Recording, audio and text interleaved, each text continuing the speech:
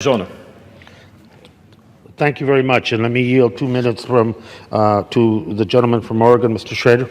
Gentleman from Oregon is recognized for 2 minutes.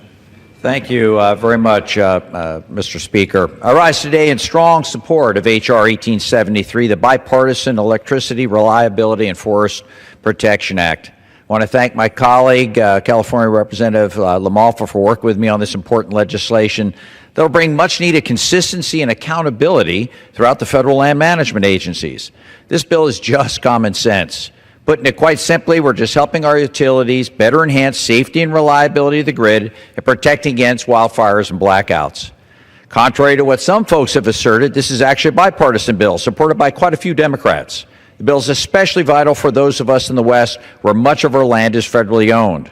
Many of our utilities and co-ops service territory can be more than 50% federally managed. We've witnessed extreme variations on the approaches, not only within the Forest Service and BLM, but within the land management agency districts themselves. Jim Penna, out in Oregon, there is little consistency from agency to agency, district to district, or even within the same offices. This is the Forest Service talking.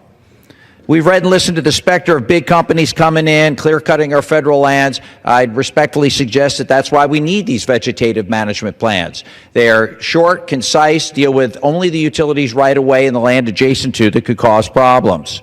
I wonder sometimes what the heck folks are talking about.